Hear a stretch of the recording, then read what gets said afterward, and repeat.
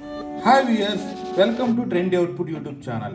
Today I am going to show how to cook Sundrop 5-minute yum pasta with saucy red sauce. Let's start the preparation. First, open the contents of the pack.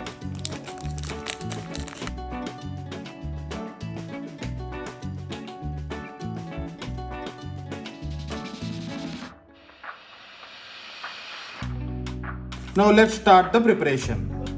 Take a pan, add some water and boil it. Once water get boiled, add pasta.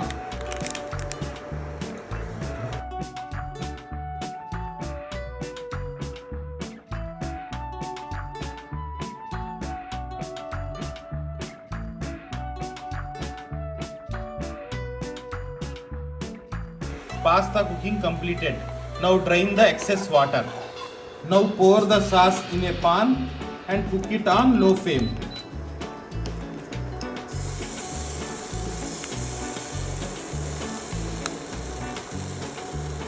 Next, add the cooked pasta.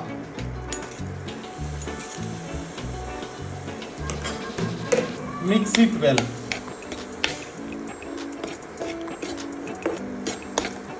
Cook it for some time.